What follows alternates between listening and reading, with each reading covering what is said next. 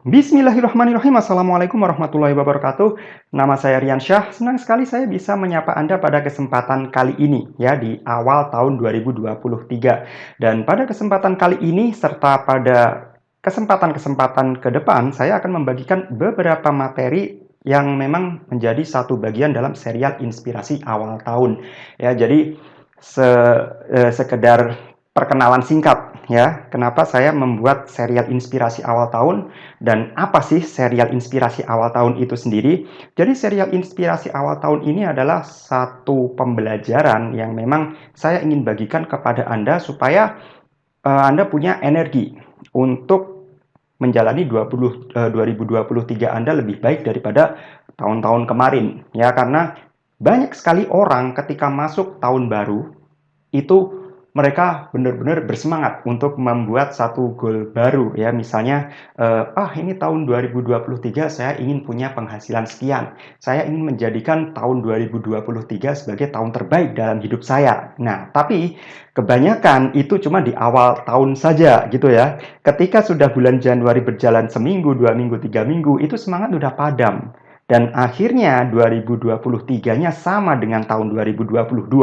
Yang mana 2022-nya sama dengan tahun 2021. Yang mana tahun 2021-nya juga sama dengan tahun 2020. Artinya apa? Nggak ada perubahan berarti gitu. Jadi ibaratnya kompor tuh cuma ngebros di depan tapi habis itu gasnya habis gitu ya. Jadi padam apinya. Jadi serial inspirasi awal tahun ini saya harap bisa memberi Anda bahan bakar ekstra supaya bisa memberikan perbaikan dalam hidup Anda ya, bukan cuma di tahun 2023 saja tapi juga untuk seumur hidup Anda. Nah, oke ya, perkenalan singkatnya seperti itu tentang serial inspirasi awal tahun. Dan di materi pertama ini saya memang sengaja bikin materinya sesingkat mungkin supaya tidak menyita waktu Anda terlalu lama, supaya Anda mikirnya juga nggak terlalu berat, tapi esensinya dapat ya. Dan di video pertama atau di serial pertama ini kita akan membahas apa sih 3 hal yang membuat seseorang itu bisa kaya ya. Jadi ada 3 atribut yang memang dimiliki orang-orang kaya, yang memang atribut inilah yang membuat mereka jadi kaya. Nah, sebelum itu kita akan bandingkan ya. Ada 2 orang, ada si A dan si B. Si A punya penghasilan 10 juta per bulan, sementara si B punya penghasilan 100 juta per bulan. Nah, oke, saya akan memberikan pertanyaan kepada Anda. Si A dan si B, siapa yang lebih kaya? Nah, silakan dijawab dalam hati sendiri-sendiri. Saya beri waktu 5 detik. 5, 4, 3, 2, 1. Nah, oke, saya yakin Anda sudah punya jawabannya karena ini pertanyaan yang sangat gampang. Nah, sekarang kita akan tambah satu informasi lagi. Si A, pengeluaran bulanannya adalah 6,5 juta per bulan.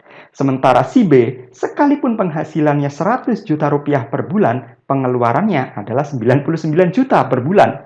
Ya, nggak tahu itu 99 juta itu untuk apa ya. Entah untuk foya-foya, entah untuk untuk menanggung biaya pengobatan mungkin ya. Mungkin ada saudara atau keluarganya yang memang butuh pengobatan dan pengeluarannya memang segitu karena menanggung orang yang sedang kurang sehat, atau mungkin untuk belanja, atau mungkin memang dia suka hedon, atau memang gaya hidupnya memang seperti itu, entahlah. Yang penting pengeluarannya adalah 99 juta per bulan. Nah, sekarang kita akan bandingkan lagi. Menurut Anda, si A dan si B, siapa yang lebih kaya?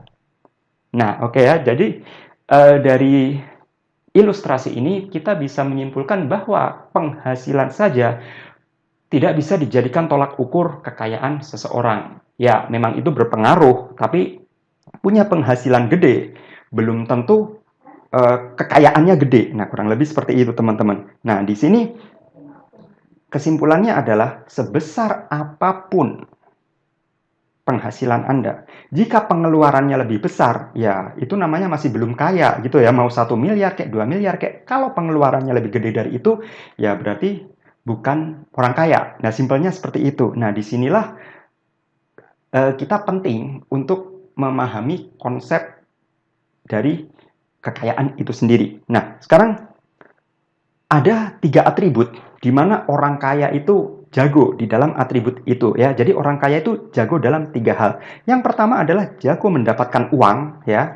Jadi kalau kata orang-orang tua kalau kata orang-orang tua zaman dulu ya, mereka ngajarinya jadi orang tuh yang pinter cari duit. Nah, seperti itu ya. Itu kata orang-orang zaman dulu ya, cari duit, ya, pinter cari duit. Tapi saya pribadi sebenarnya saya tidak setuju dengan konsep cari duit ya, karena cari duit itu kesannya kita yang pontang-panting kerja bagai kuda ngejar-ngejar duit ya. Kalau kalau mendiang ayah saya mengajarkan ke saya itu, "Nak, nanti kalau bikin bisnis, jangan bikin bisnis yang ngejar duit, tapi bikinlah bisnis yang duit itu mendatangi kita dengan sendirinya." Ya, ini kita akan bahas lain kali ya, tapi kali ini kita akan bahas esensinya dulu. Orang kaya itu yang pertama jago mendapatkan uang ya. Yang kedua dia pinter mengelola uang. Jadi bukan cuma dapetin duit terus kemudian dibelanjain sampai habis, bukan. Tapi dia pinter mengelola uang. Ini sekian persen untuk ini, sekian persen untuk itu, sekian persen yang untuk sedekah, sekian persen untuk zakat, sekian persen untuk kebutuhan keluarga,